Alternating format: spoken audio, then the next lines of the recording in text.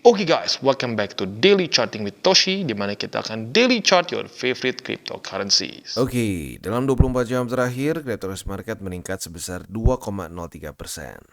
Dengan total market cap mencapai di 1,16 triliun US dollars, dengan penurunan Bitcoin dominan sebesar 0,15% dan peningkatan volume sebesar 13,6%. Jadi kita bisa di sini untuk Bitcoin terjadi peningkatan yang signifikan sebesar 1,62%. Dan akhirnya daily close di atas dari 30.000. This is good ya. Kenapa? Karena terakhir kali dia berhasil 30 ribuan itu kayaknya 3 atau 4 bulan lalu ya.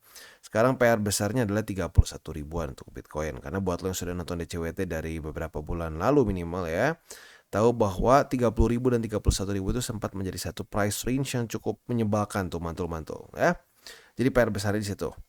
Untuk Ethereum dia peningkatannya signifikan, double basically dari Bitcoin, bahkan lebih di 3,42% di angka 1680-an. BNB terjadi peningkatan yang signifikan juga sebesar 2,77%. XRP ya lumayan lah sepersenan ya, karena kemarin sudah meningkat dengan cukup ekstrim juga. Solana lanjut lagi meningkat sebesar 1,46%. Jadi overall kita bisa lihat semua peningkatannya cukup signifikan ya. Dan selanjutnya kita akan geser ke economic calendar. Untuk economic calendar kita bisa lihat di sini ya. Hari ini tuh tanggal berapa? 23 kayaknya ya. Tanggal 23 hari Senin. Nah, sesuai dengan pembahasan kemarin ya.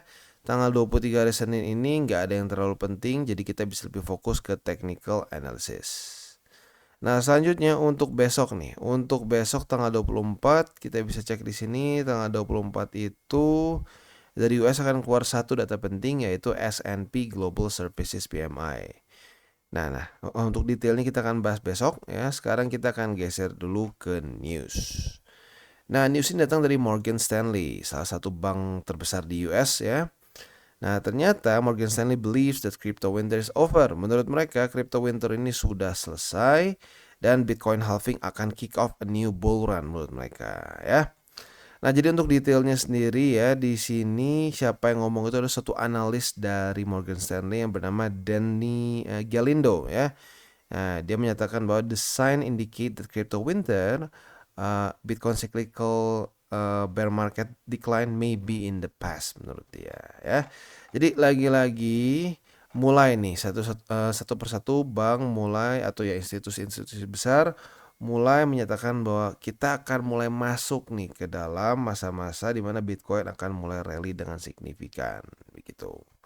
Which is good ya, karena lagi-lagi kalau menurut gua secara naratifnya adalah yang mereka ingin secepat mungkin ya membuat para nasabah mereka warm up to crypto, terutama ke Bitcoin, supaya nanti by the time ETF dari Bitcoin di 2024 yang possibly akan di approve itu akan jadi lebih gampang untuk mereka kesannya mengconvert para nasabah mereka untuk memiliki exposure ke Bitcoin.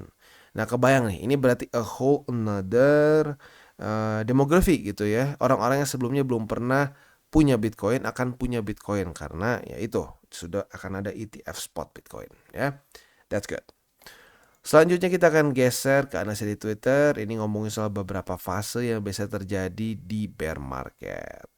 Nah, jadi kalau kita di sini fase merah ini adalah terjadi setelah trendline terbentuk ya dari masa-masa awal bull market, awal bear market hingga akhirnya.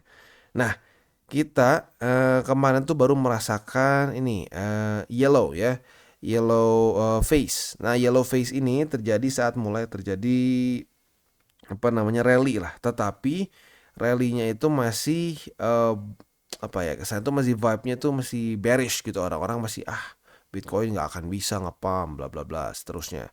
Nah, kalau kita di sini kita mulai masuk ke fase hijau nih.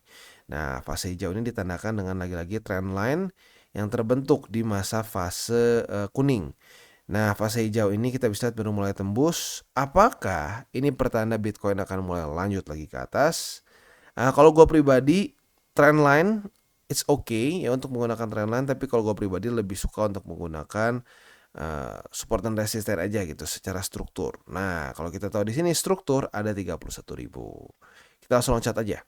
31.000 itu di daerah sini nih. Kita bisa lihat di sini 31.000.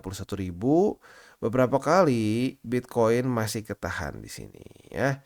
Jadi ya menurut gua pribadi sih ini yang masih menjadi PR besar. 30.000 sudah pernah ditaklukkan di sini di April ya. Di April sempat turun lagi 30 ribuan.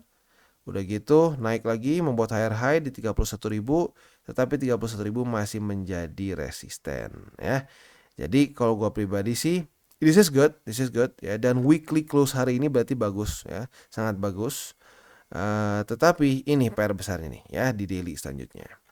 Nah, ngomongin soal daily nih, PR-nya dulu kita bahas. Untuk daily, PR-nya pada hari ini adalah kalau bisa reclaim nih, reclaim 31.164. Karena kemarin daily close-nya itu masih ke reject oleh 30.164 ya.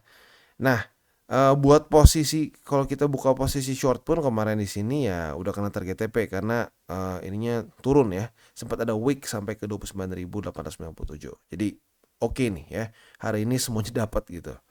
Oke. Nah, itu PR untuk di daily kalau bisa reclaim 30.164. Selanjutnya PR untuk di weekly sudah berhasil dilakukan ya. Salah satunya tentunya ya, belum semua. PR-nya yaitu adalah weekly close di atas dari bull support band. Nah, ini adalah salah satu dari bullish signal yang sudah kita bahas dari kemarin-kemarin ya. Tetapi ini baru part 1. Seperti yang gue sudah katakan dari kemarin-kemarin juga, ini part 1. Part 2-nya apa? Nah, yang penting adalah kalau sampai dia terjadi retest ke MA200 atau ke bull support band, dia mantul. Karena seperti yang gue bilang ya, reclaim itu adalah part 1, part 2-nya adalah retest. Reclaim di sini. Retest, gagal mempertahankan, jebol membuat lower low ya. Sama juga seperti di sini ya. Kalau kita cek di sini, reclaim, gagal retest ya, atau lebih tepatnya retestnya gagal mempertahankan, jebol ya. Yang kita butuhkan tuh seperti di sini. Dia reclaim, retest, berhasil mempertahankan, lanjut ke atas begitu ya. Jadi mirip-mirip juga kayak di sini lah ya. Reclaim, retest, lanjut ke atas. Jadi kurang lebih itu PR untuk Bitcoin di weekly ya. Nah, selanjutnya kita akan geser ke indeks dolar. Untuk indeks dolar kita bisa di sini kondisinya oke lah, masih sesuai dengan skenario yang kita bahas kemarin. Hari ini dia mulai retest lagi ke EMA20. Harapan gua apa? Jelas, yaitu adalah reject lagi untuk yang kedua kali untuk EMA20 dan membuat lower low sehingga daily close di bawah dari 105,62 ya. Itu PR untuk indeks dolar. Dan buat lo yang bingung konteksnya kenapa kita indeks dolar melemah, karena saat indeks dolar melemah disitulah return aset cenderung meningkat gitu ya. Oke, jadi kurang lebih seperti itu. Selanjutnya kita akan geser ke ke buy limit. Tetapi sebelum kita masuk ke buy limit, seperti biasa gua akan disclaimer dulu bahwa semua konten dari TCI ini bukanlah financial advice. Ini semua bentuknya adalah edukasi ya. Lalu bagaimana cara untuk mendukung TCI? Ada banyak caranya. Lo bisa like our video, bisa share our video, atau juga bisa menggunakan link referral kita di bawah ya. Nah, buat lo yang tertarik untuk memiliki hardware wallet juga bisa pertimbangkan untuk membeli hardware wallet lo di Encrypt. Karena Encrypt ini adalah authorized reseller dari berbagai macam brands yang ada di sini ya. Dan sebelum kita lanjut, kita akan dengar dulu pesan-pesan dari sponsor kita pada hari ini. Oke, today's video is brought to you by Bybit. Dimana di Bybit ini kita bisa melakukan berbagai macam hal, mulai dari trade sesimpel spot trading, ataupun juga kita bisa derivative trading. Dan tentunya di Bybit ini banyak sekali promo-promo, salah satunya sekarang sedang berjalan adalah 8 juta USDT prize pool yang kita bisa dapatkan di 2023. Dan ada Lamborghini dan juga Rolex yang menunggu kalian. Dan juga buat kalian tertarik untuk masuk di Bybit, ada juga sign up bonus mencapai 5.000 USD ya. Di sini tentunya kita bisa lakukan berbagai macam hal ya, trade berbagai macam aset class juga. Buat kalian tertarik bisa silakan menggunakan link referral kita di bawah, dan buat update mengenai mengenai segala macam hal yang paling baru mengenai Bybit bisa cek di link description kita di bawah. Dan kita masuk ke Bitcoin. Untuk Bitcoin tentunya ada sedikit perubahan untuk struktur spotnya ya. Jadi untuk posisi spot sekarang, buy limit pertama itu di 29.897, buy limit kedua di 29.489, dan buy limit ketiga di 29.000 lebih 34 USD ya. Nah, untuk posisi futuresnya seperti apa? Posisi futuresnya, posisi short kita sudah kena target TP karena retest 1, retest 2 yang terjadi di 30.164 sudah langsung kena target TP pada hari ini ya. Jadi kita sudah mengantongi profit sebesar berapa nih? Ya nggak gede-gede amat sih, tapi lumayan lah ya, 0,89%. Nah, untuk posisi longnya seperti apa? Posisi longnya kita lihat besok. Kalau sampai besok ternyata daily close dari Bitcoin itu di atas dari 30.164, maka retest 1, retest 2 di sini sebagai support, kita bisa buka posisi long dengan target TP kita di 30.700 lah kalau kita bulatkan. Dan selanjutnya kita geser ke Ethereum. Untuk Ethereum dia kembali reclaim satu struktur ya. Jadi untuk posisi spotnya ada pergeseran. Buy limit pertama di 1660, buy limit kedua di 1623 bersama dengan MA50 ya, kita anggap confluence, dan buy limit ketiga di MA20 di angka 1598. Nah, untuk posisi futuresnya hari ini sudah terjadi retest pertama di 1660 sebagai support. Andaikan besok pagi ya jam 7 ternyata Ethereum masih berhasil bertahan di atas dari 1660, kita bisa limit posisi long di sini. Terjadi retest kebuka otomatis posisi long dengan target TP kita di 1705. Untuk posisi shortnya tinggal kita balik logikanya, retest 1, retest 2 di 1705 sebagai resisten. Kita bisa buka posisi short dengan target TP kita di 1660. Dan kita masuk ke XRP. Untuk XRP dia masih di bawah EMA 200 ya, maka dari itu posisi spotnya masih sama. Buy limit ke ini berarti buy limit pertama di 50 sen dan di EMA 20 ya, dan EMA 50 lah kita anggap confluence. Buy limit kedua di 49 sen dan buy limit ketiga di 47 sen. Nah, untuk posisi futuresnya kita masih punya posisi short di sini ya buat lo yang masih hold kemarin. Nah, target TP-nya adalah di 50 sen ya. Untuk posisi longnya masih sekarang tinggal kita balik logikanya. Retest 1, retest 2 di 50 sen sebagai support, kita bisa buka posisi long dengan target TP kita di MA200. Dan good news untuk Cardano. Kita bisa di sini Cardano berhasil reclaim 26 sen ya. Berarti buy limitnya kembali utuh lagi. Buy limit pertama di 26 sen, buy limit kedua di 25 sen atau MA20 dan buy limit ketiga di 24 sen ya. Nah, untuk posisi futuresnya gimana? Untuk posisi futuresnya, apabila hari ini terjadi retest 1 dan besok terjadi retest kedua, kita bisa buka posisi long di sini ya. Nah, target TP agresifnya di sini. Target TP agresifnya itu di 27 sen. Tapi buat yang lebih konservatif, boleh target TP-nya di sini. Sekitar 26. Ya, lebih tepatnya 0,266. Itu untuk posisi long. Untuk posisi shortnya tinggal kita balik logikanya. Retest 1, retest 2 di 27 sen sebagai resisten. Kita bisa buka posisi short dengan target TP kita di 26 sen. Dan kita masuk ke Chainlink. Untuk Chainlink kita bisa di sini kembali lagi ngepump ya. Kemarin lusa ngepump 17%, kemarin ngepump 14,48%. Luar biasa ya.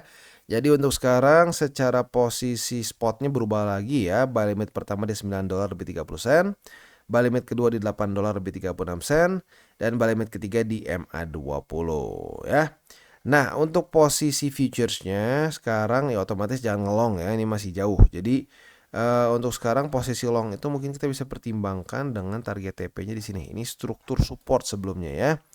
Struktur support yang jebol sayangnya. Nah, maka dari itu struktur support yang jebol itu bisa menjadi suatu resisten bagi link ya atau chain link.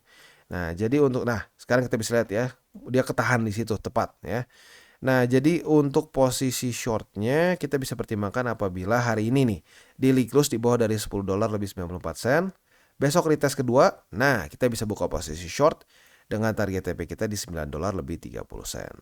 Untuk posisi longnya tinggal kita balik logikanya sekarang ya.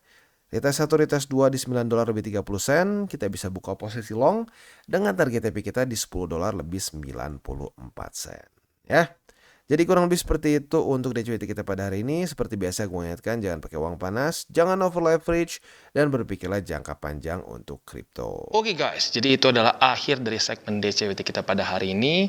Dan jangan lupa bagi kalian yang merasakan manfaat dari segmen ini, jangan lupa untuk share ke teman-teman kalian. Dan apabila lu pengen mensupport channel kita, ya TCI, jangan lupa untuk menggunakan link referral kita di bawah. Nggak wajib, ya, tetapi apabila lu menggunakan link referral kita di bawah, ada macam-macam, ya, dari Bybit, Huobi, Maxi, toko kripto, dan banyak lagi, ya. Ya, walaupun nggak wajib, tapi kalau menggunakan link referral kita, lu secara langsung membantu perkembangan dari TCI. Dan satu lagi, jangan lupa juga untuk join Telegram group kita, di mana kita bisa ngobrol-ngobrol santai mengenai dunia cryptocurrency secara dua arah. So, jangan lupa untuk like, subscribe, click the bell icon, and see you on the next video.